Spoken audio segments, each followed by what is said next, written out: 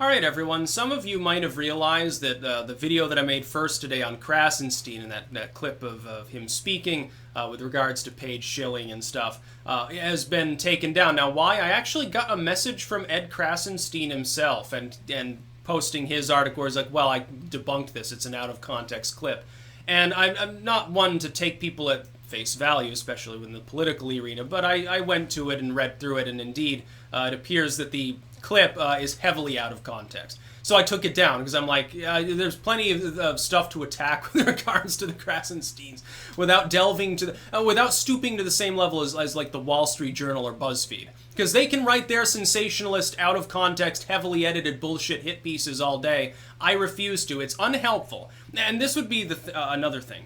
If you intend to stand up against globalism, neoliberalism, whatever it is, make sure things are in context and accurate. There is plenty of reality there to attack and to oppose and to defend against without having to stoop to the same level as the shysters and sensationalists of the corporate media.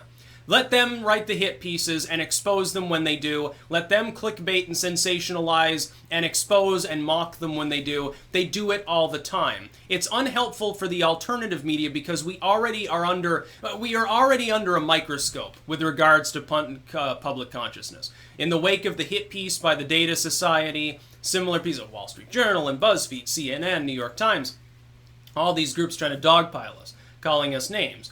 If you're part of that lexicon of the alt media, I guess you got to be more careful. We need to be the ones with journalistic ethics, because you're not going to find it at CNN, in other words. You're not going to find it at Fox. You're not going to find it at MSNBC. You're not going to, the Atlantic, BuzzFeed, Vox, they don't have journalistic integrity. The Huffington Post doesn't care about ethics.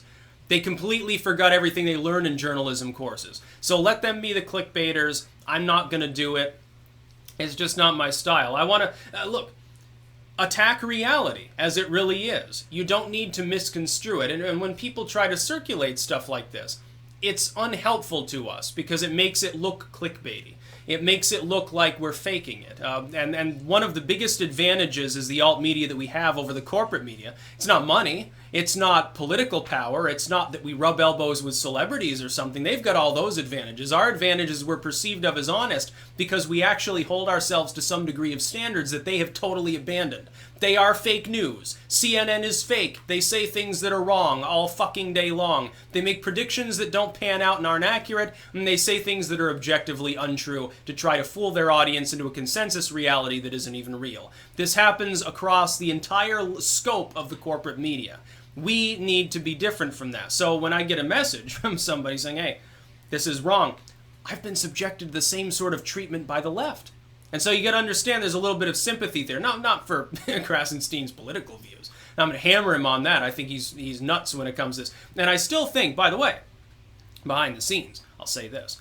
I hold true to the fact that some people on the Twitter team must be rooting for them to be at the top of every Trump thread, because it's conspicuous the number of times that I go to a Trump post and 10 seconds later, Krassenstein's got 1,000 likes and is at the top and his brother's right after him. In some order, one of them's number one, one of them's number two. Occasionally you see Dworkin on there. That's basically all you see at the top. Then you have a bunch of people whining usually. And then you'll have the one token MAGA poster who puts on some poorly worded meme about Donald Trump. And that's basically what you get. It's conspicuous. Not saying the Krassensteins do this, but somebody at Twitter probably does. And we see that they are biased. But here's the thing. Some of the attacks on me have relied upon a 6-year-old, heavily edited, out-of-context, selectively cut video clip that I deleted years ago because it was irrelevant, because I realized that what I myself was saying there wasn't even mostly true. And yet it's been held up as a standard by people like Peter Norway, as though it made me like a Nazi or something like that. So I've had literally the same problem. People are not attacking my actual beliefs. They're not attacking my actual character. They're attacking something that's not true. People believe it's true. I don't want to delve into that. I know I do have some degree of moral beliefs on that. I think neoliberalism is totally wrong. I think it's objectively wrong. If I believe that it's wrong, I don't need to make up lies about it. I just attack it for what it really is. It'll die off in due time because it's fucking wrong. I believe in social evolution. Yes, I believe in survival of the fittest. I think neoliberalism is a sterile cripple. So why the fuck would I have to make up lies about someone who I consider to be part of neoliberalism?